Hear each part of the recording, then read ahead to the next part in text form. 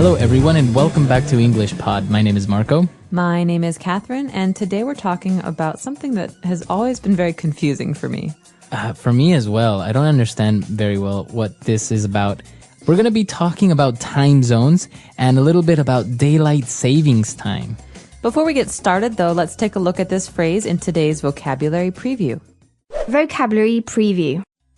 All right, so the phrase is daylight savings time. Okay, so we're trying to save daylight, pretty much. That's right. So this is the time of year when we change our clocks. What does that mean? That means in the fall, there's a special day, and everyone has it on their calendar, and we change the clocks. We put them back 1 hour. So if it was 8 o'clock, now it's 7 o'clock. Okay, so everything is earlier, starts earlier. Yes. And that's basically to take advantage of the daylight, right? That's why it's called daylight savings time. Exactly. And so that's for the winter. And then when the winter is past, we change the clocks again. We have the spring daylight savings where we change our clocks ahead. Okay. So it sounds kind of complicated. Many countries don't have daylight savings time. They don't change their clocks at all. But we're going to be talking about this in a little bit more. So why don't we listen to our dialogue for the first time?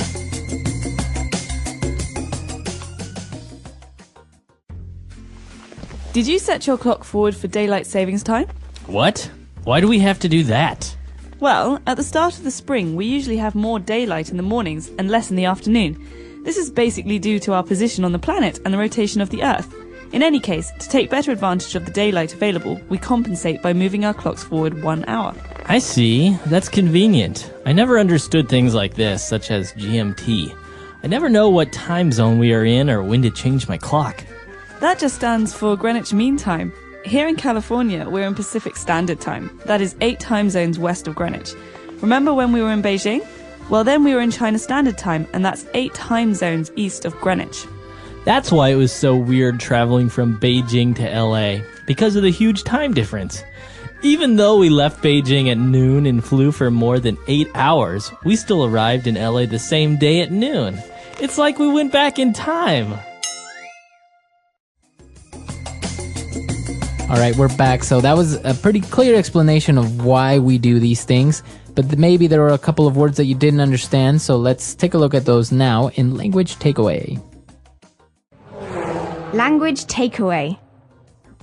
Well, Marco, what you were hinting at before, this idea that we have shorter days in the winter and longer days in the summer, has to do with the rotation of the Earth. And so the rotation of the Earth is our first phrase. Okay, so the Earth rotates. What does that mean if it rotates? Means to spin around, but not just to spin around anywhere. It means that if you draw a line through the middle of something, it never leaves that line. It just kind of turns. Okay, so it's spinning. Like the wheels on a car.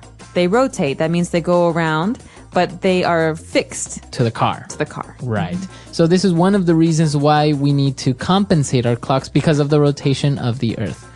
And that's our next word, to compensate. This is a verb, to compensate. And it's often used with money, but it can be used with time as well, time or sunlight. So with money, you'd say, I paid him $100, but I owed him $150, so I'm going to compensate him for the extra $50. Okay. Means I'm going to fix it. Okay, so to compensate would be the verb, and compensation would be the noun. Now, in this case, we're talking about time, so how can we compensate time?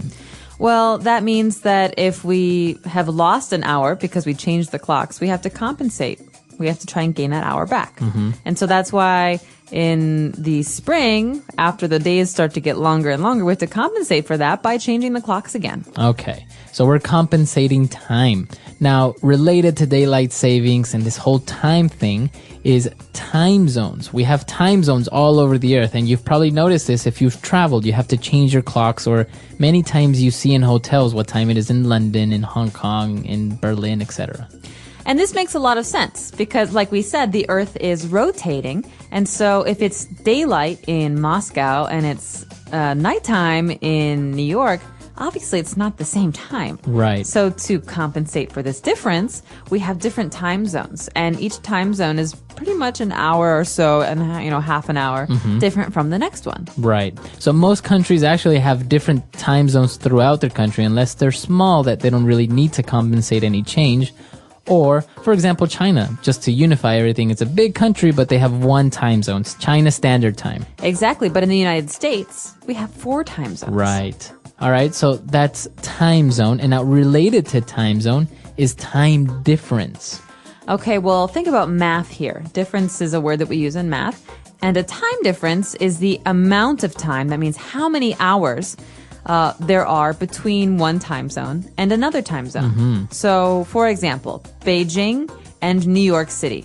These are very, very far away from each other. If it's day in New York, it's night in Beijing. So that means if it's 7 in the morning in Beijing, it's probably around 7 at night in New York. So the time difference would be more or less 12 hours. Exactly. Wow. But when it's daylight savings time, it's 13. So be careful. Right. Okay. I think that's pretty clear. I think we should go back and listen to our dialogue again, and we'll be back soon with Fluency Builder. Did you set your clock forward for daylight savings time? What? Why do we have to do that? Well, at the start of the spring, we usually have more daylight in the mornings and less in the afternoon. This is basically due to our position on the planet and the rotation of the Earth. In any case, to take better advantage of the daylight available, we compensate by moving our clocks forward 1 hour. I see. That's convenient. I never understood things like this, such as GMT. I never know what time zone we are in or when to change my clock. That just stands for Greenwich Mean Time. Here in California, we're in Pacific Standard Time. That is 8 time zones west of Greenwich. Remember when we were in Beijing? Well, then we were in China Standard Time, and that's 8 time zones east of Greenwich. That's why it was so weird traveling from Beijing to LA, because of the huge time difference. Even though we left Beijing at noon and flew for more than 8 hours, we still arrived in LA the same day at noon. It's like we went back in time. All right, we're back. So now let's take a look at 3 key phrases in Fluency Builder. Fluency Builder.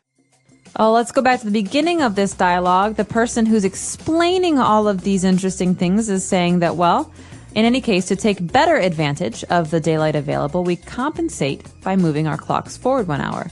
So this is an important phrase. You could say to take better advantage of or to take advantage of.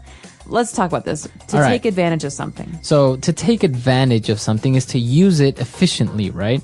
Or to take better advantage. So for example, if you drive to work every day and your neighbor drives to work every day and you work at the same place, you could take better advantage of your car and the cost by sharing the same car to work. Exactly. Or when people started to use computers, you could say, well, they were taking better advantage of their time by speeding things up, by making things faster with the computers. Right. Or many mothers say, take better advantage of your time and read something instead of playing those video games. Exactly. So it means, like you said, to be more efficient, to do useful or important things. That's right. And now when we talked about what daylight savings time means or GMT, what that stands for, this is an interesting phrase. It stands for. Well, think about it as a picture. So if something stands for something else, that means the original thing, it's not there anymore. And so in words and phrases like GMT, GMT doesn't mean anything by itself. But the G stands for something. The M it's an acronym. Okay. So this is an acronym that stands for, that represents 3 big long words. Okay. Greenwich Mean Time. Right. So we use this a lot when we are defining words or when we are defining an acronym. Like GMT stands for Greenwich Mean Time, or for example, USA stands for United States of America. Or we can even say someone's name stands for something. So, Marco, what does the M in your last name stand for? So you're Marco M. What does the M stand for? Right. And then I would say, well, it stands for Mejia. Your last name. Right. So you can use this when you see things that you don't understand, maybe an acronym or an abbreviation. Like, does Kathy stand for Catherine? Yes, Kathy stands for Catherine. It's a short version of Catherine. Cool. All right. And, well, now talking a little bit more about time, you've maybe seen the movie Back to the Future, and this is what it's all about, to go back in time. To go back in time. So we went back in time. This is what the person says about the flight from Beijing to LA. What's interesting is that to go back in time is kind of a fixed phrase. We always say it like this. So we could say, if you went back in time, where would you go? What Right. time? What place? Right. So to go back in time, you usually use it like this. Now, what if I wanted to say to go into the future? Could you say go forward in time? You could go forward in time or you could go into the future. Right, go into the future. So remember, if you want to talk about going back in time, it's usually traveling to the past. Exactly. All right, so that's all the phrases we have. Why don't we listen to the dialogue for the very last time?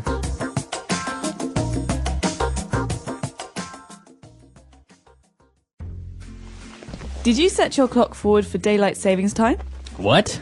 Why do we have to do that? Well, at the start of the spring, we usually have more daylight in the mornings and less in the afternoon.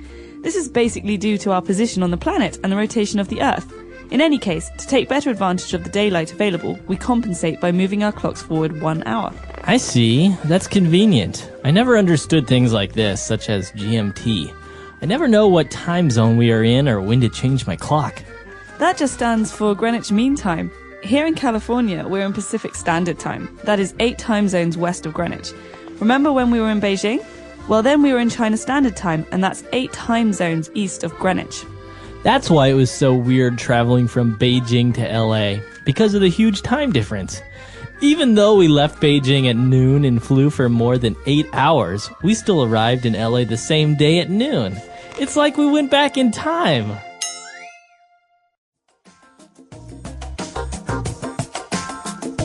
All right, we're back. And now this is actually something that really does happen, right? If you take off in an airplane from Beijing, you fly for a certain amount of hours and you reach California and it's still the same time. You reach it in the same day. It's very strange. The same thing happens to me when I go home. So I leave Shanghai and I arrive in Chicago and I arrive at the exact same time I left on the same day.